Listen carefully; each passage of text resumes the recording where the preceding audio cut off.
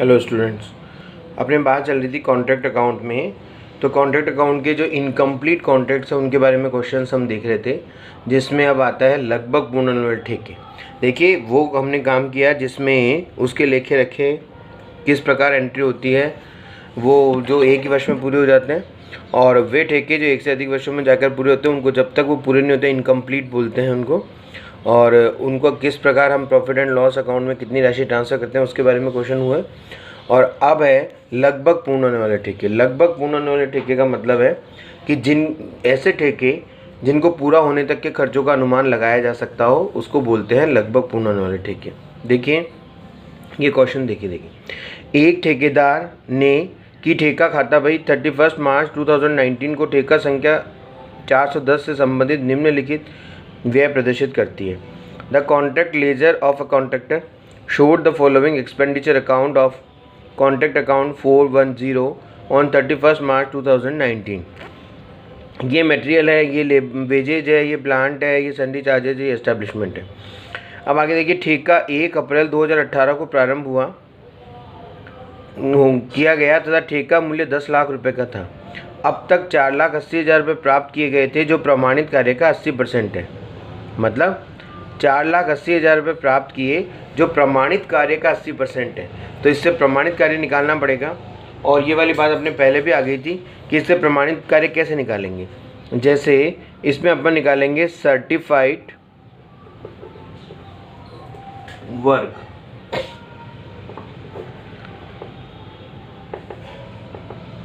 Certified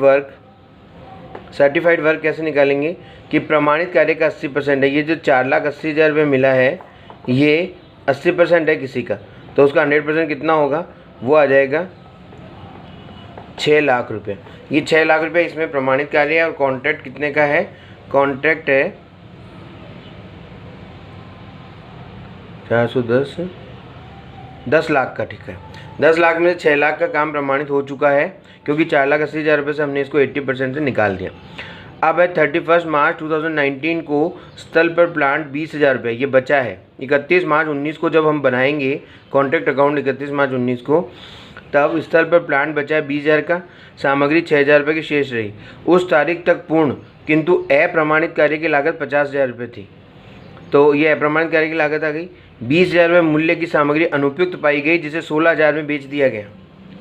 देखिए, ये 20,000 रुपये की जो सामग्री है वो वहाँ पर काम नहीं आ रही है, अनुपयुक्त है, इसका मतलब काम नहीं आ रही है, उसको 16,000 में बेच दिया गया। इसका मतलब नुकसान हो गया कि 20,000 के प्लांट मटेरियल को आप 16,000 में बेच रहे हैं।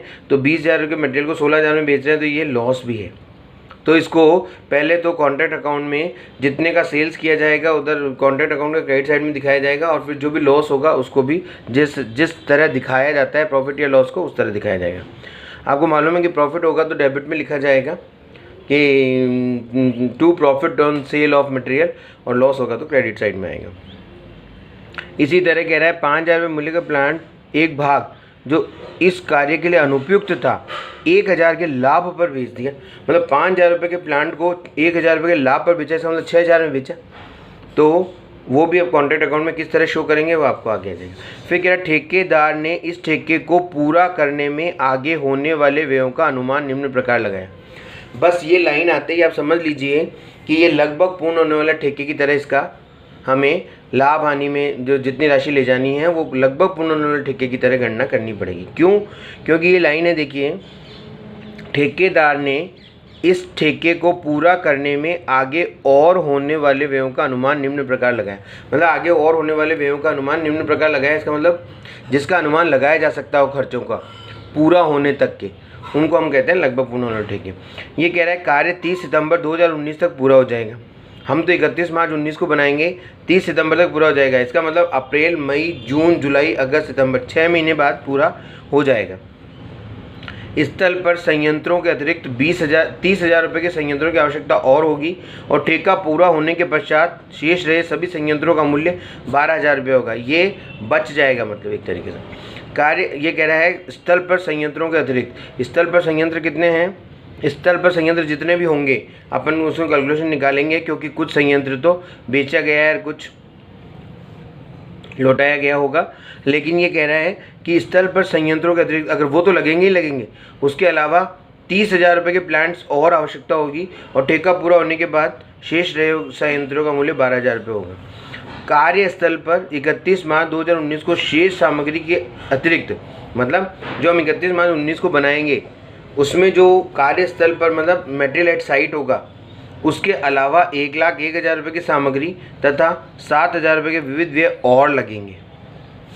ठेका पूरा करने में 6 माह के दौरान 1,69,000 की श्रम की आवश्यकता होगी। संस्थापन व्यय प्रति माह वही होंगे जो गत वर्ष में थे।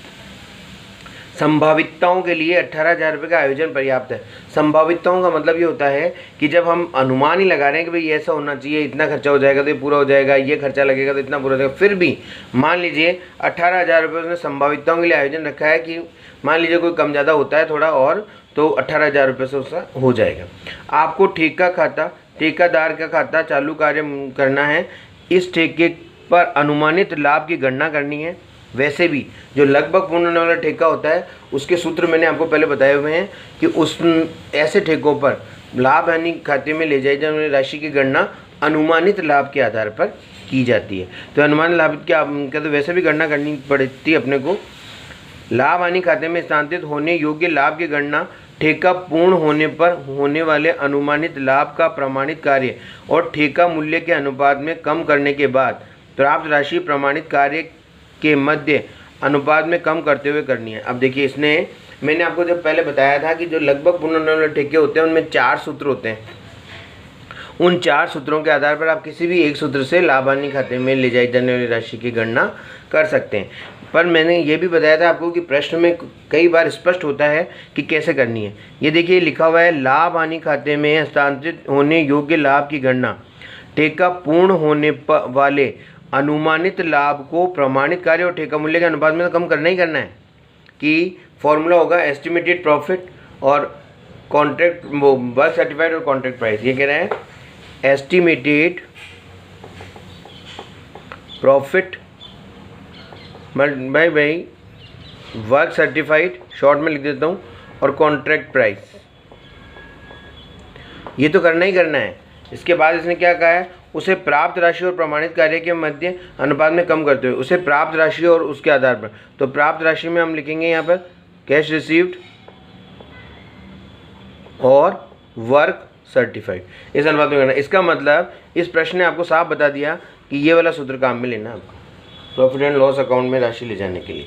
ये सूत्र जो 4 सूत्र हैं उनमें से ये लेना है कि estimated profit work certified divided by contract price multiplied by cash receipt और वर्क सर्टिफाइड। वैसे वर्क सर्टिफाइड से कट जाएगा, क्रॉस हो जाएगा, और कैश रिसीट और कॉन्ट्रैक्ट प्राइस के आधार पर इसका एस्टिमेटेड प्रॉफिट का हो जाएगा।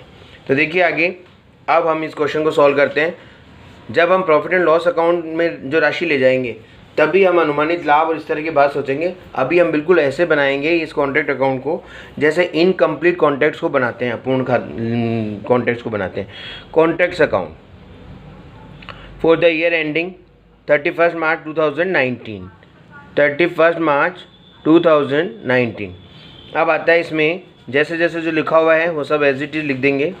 देखिए 2,10,000 रुपये मटेरियल है, वेजेज है 293 70,000, 210 293 70,000, sundry charges 15,000 and establishment 10,000, 15,000 and 10,000। ठीक है, यहाँ तक सारे एक्सपेंसेस लिख दिए। अब वो कह रहा है 1 अप्रैल 2018 को प्रारंभ किया गया और 10 लाख रुपए का था। अब तक 4,80,000 रुपये प्राप्त किए, जो प्रमाणित कार्य का 80% वो अपन ने निकाल ही लिया कि 6 लाख रुपये का काम प्रमाणित है।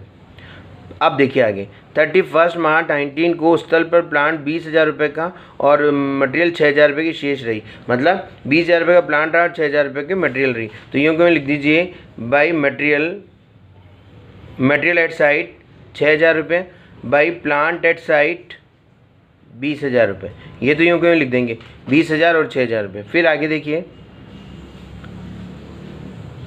उस तारीख तक पूर्ण किंतु अप्रमाणित कार्य की लागत 50,000 थी। देखिए इसमें प्रमाणित कार्य तो 6 लाख और अप्रमाणित है 50,000। तो ये WIP के रूप में सर्टिफाइड और अनसर्टिफाइड दोनों वर्क लिख के और टोटल अंदर लिख देंगे। अब देखिए आगे ये कह रहा है 20,000 रुपये मूल्य की सामग्री अनुपयुक्त पाई गई जिसको 16,000 में बेच दिया गया। तो 20,000 को 16,000 में बेचा तो लिखेंगे बाई मटेरियल सोल्ड 16,000 और लॉस भी हो गया मटेरियल पर, तो P&L लॉस ऑन मटेरियल 4,000 रुपये, ये दोनों इधर आ जाएंगे। इसी तरह ये 5,000 रुपये का जो है इसको 1,000 के लाभ पर बेच दिया तो 5 और 1 6,000 रुपये, ये 6,000 में बेचा और लाभ इधर आ जाएगा प्रॉफिट, ये आ जाएगा।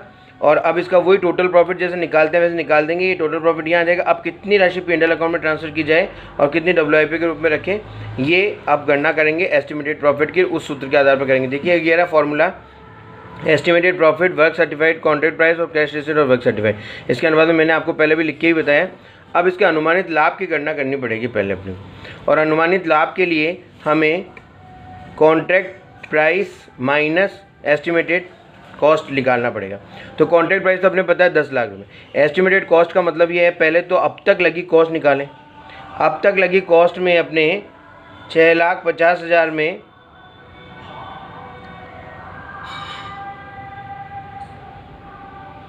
देखिए ये अब तक लगी कॉस्ट को, इसको बाद में अपन नेक्स्ट क्लास में करेंगे। अभी तक आप सिर्फ ये कॉन्ट्रैक्ट प्राइस तक लीजिए इसको।